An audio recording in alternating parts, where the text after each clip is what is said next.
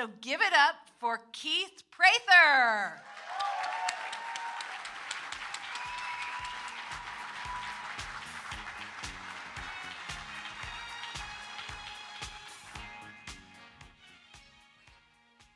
I like that song. Ain't no stopping us now.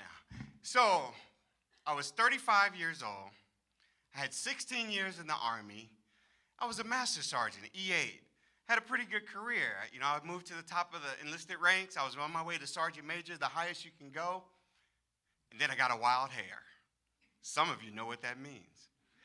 So a friend of mine, John, says, Keith, let's put our packets in together for Warrant Officer Candidate School. I thought about it. You know, I met a warrant officer when I first joined the military, and he was cool, calm, collected. Everybody liked him. Nobody bothered him. And everybody went to him for answers.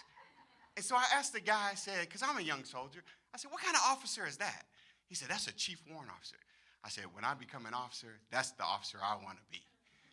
So I put my packet together. A few months later, I got a letter in the mail. Said, congratulations, you are now a warrant officer candidate. Packed my bags, head down to Fort Rucker, beautiful southern Alabama, in June.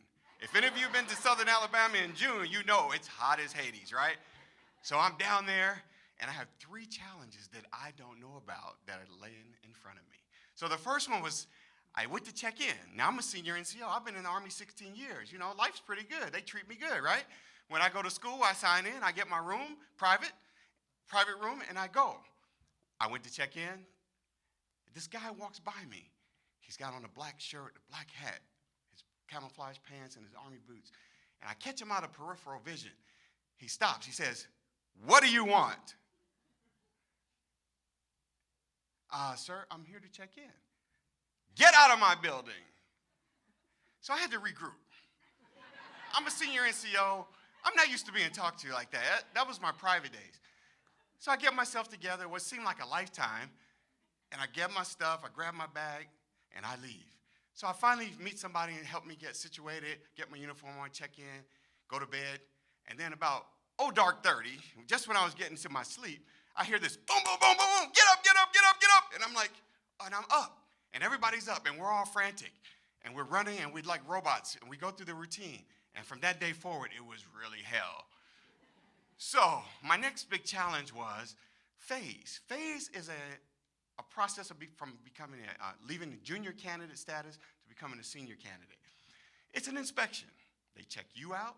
They check your room out, your bed, your wall locker, your drawers. Everything has to be dressed right dressed, okay? So I'm standing tall for inspection. TAC officer comes in. He's got his clipboard, and he's checking. Checks me out. Check. Unbeknownst to me, he's marking demerits. Now listen, you can only get so many demerits, and you fail. He walks over to me, candidate, you fail. I fail? I never fail. I've been in the Army 16 years. I've done great. So my heart sunk. So that night, I laid in my bunk. I think a tear rolled down this side. I can't believe I failed. The next night, another tear rolled down. Oh, I can't believe I failed. So I humble myself the next day and go to this guy called Stans. Stans is the guy that makes sure everything you got to do for this inspection is dress right dress. Perfect. So I said, Stans, please help me. I got the inspection today. Can you help me? He checks my stuff out, do the inspection. He's coming in. He checks his little thing. He does his look around. And then he says, candidate, why didn't you do that the first time? Yes, sir. I'm so happy. Now I can take my dunce hat off. I can put my shiny brass on, and I can join the rest of my group and be one of the group again. So the last challenge for me was 2 things, actually. I had, they were kind of combined. It was a victory run and the academic final exam. So now I'm pretty good in the exams, and I passed them and had a pretty high academic score. TAC officer even had me tutor a guy because, you know, he failed. But the victory run was my thing too. You know, I joined the Army to be a PT guy. You know, they're going to pay me to work out and exercise. I was an athlete in high school, and that was great. So I didn't think about it, any issues on the victory run. But here's the thing. On the victory run, I pulled a muscle. On the way back to the company area, I'd never pulled a muscle before. And I'm going, I'm running, And I never fall back. I fell back. Oh! I ended up at the end of the formation. I'm running next to this guy. Oh! I'm just trying to hold on. We're going back to the company, right? We run past the company, and I'm like, oh! And this guy turns to me and says, Prather, are you going to have that baby or what? And we both start laughing, and it's the only thing that got me through. So I passed.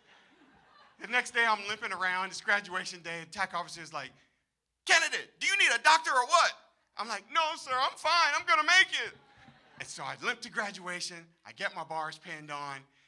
I salute, and I think about Mr. Teams, and I say, you know what? I became that warrant officer. I joined the cohort. I can say I had a great 25-year career as a chief warrant officer, an additional career. I served 2 careers. And I want to say thank you, ASAP. Thank you, Mr. Teams. And it was a great honor to serve.